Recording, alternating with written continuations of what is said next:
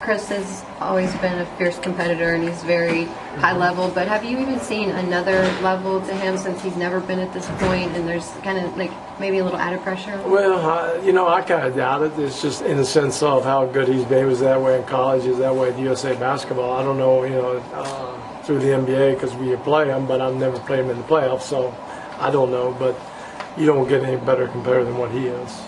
A lot of times in a game where your team shows resiliency like that, we might ask you, what'd you find out about your team? But this is everything they did last night, stuff you knew about these guys already. Yeah, they've shown it. There was just too many times during the year that we had to dig a little deeper and, back to back, whether it's, flying into Denver at 4 o'clock in the morning and trying to find a way to win and different things of that sort. And I knew they had it and just glad they're expressing it right now. There's a lot of that because of the belief they have in each other. Yeah, oh yeah. Yeah, it doesn't.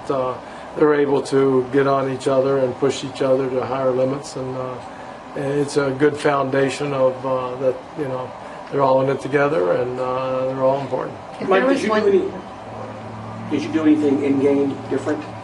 Push any different kind of buttons? Say anything different? Anything that as the game progressed? I don't say anything. We just talked about the same thing over and over. Probably the only thing, we went to a shorter rotation and just trying to make sure I gauge the guys that they can go that long, and they could, and then we'll see the next game. It all changes. Every game changes a little bit, has a new face and new problems to face, but I like to, go into it like a set thing, but this series you just have to kind of read it. That rotation that you use, do you expect that's what you'll do? That's what I'll start, and then we'll see. If guys get tired, we'll have to expand a little bit. Mm-hmm. If you had to point to one thing that your team has to do in order to win tomorrow, what score more points or get them to score less. There's just so many things. I mean, they missed open shots at the end of the game. We missed open shots. Who hits big ones? Eric hits a big one. Trevor hits a big one.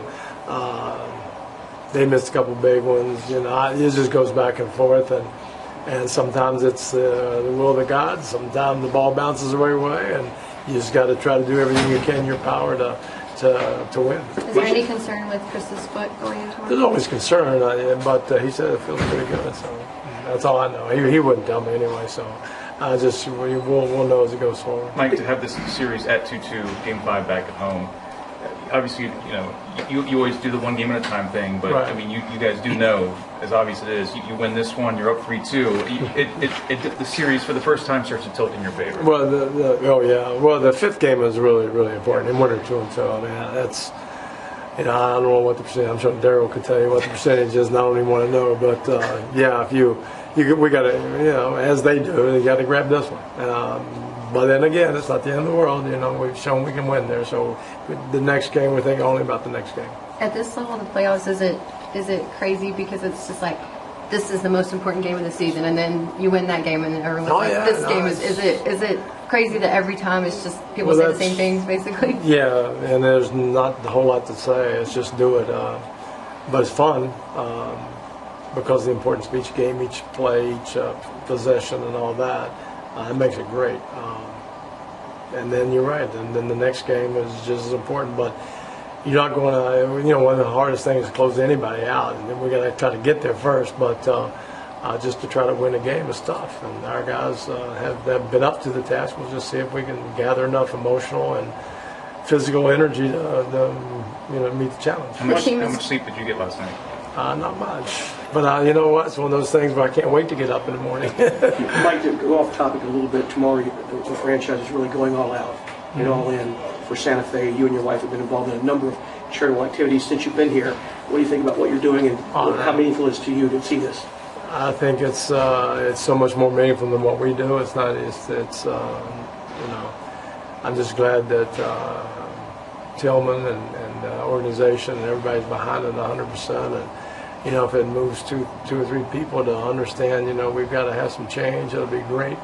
But your heart goes out to them and puts you back in reality real quick. And it's just time for something to change. We just can't go on.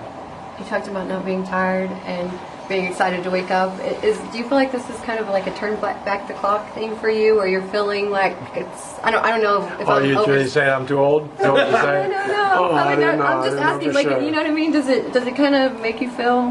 Makes me feel alive. I know that much. It feels good. I mean, this is kind of you coach all year for this, or even your whole career to get here and get close as you can. It's great competition. It's one of the best teams ever. And like I've always said, I like our locker room. I like what's in there, and I'm just proud of them and what they do every night. And whatever happens. You said last night that you said already all we did was pull even. We didn't do anything. How in tune do you feel like your guys are on that? Oh no, they know that we have to get back to get down to normal sea level real quick, because we got a lot of work left, and we know it's not going to be easy, but also they know now it's not going to be easy. So we're looking forward to it. I think we're excited, but the right type of fear and the right type of excitement. PJ, Mike, PJ said after the game that the Rocks did something everybody counted out. Nobody thought they could do this after losing by 41. Kind of like the us against the world mentality. How do you look at that as far as where you are at right now? Us against half the world? I don't know. Yeah, I mean, but to win, they've never lost with Kevin Durant at home. I mean, there's all kinds of things you can go through. They're great. They're champions, and you still got to knock them out. They're not done for any stretch of the imagination. But yeah, we showed, I think, a lot of people that, I think when we're down 12-0 in the fourth game, a lot of people got hurt jumping off the bandwagon. They were scrambling, and I would have been one of those guys scrambling too. So not like I knew better, but. It's just good to see the guys respond and play hard, and whatever happens. We've always said that, so what? We'll go to the next thing, but they showed a lot of heart. All right, guys.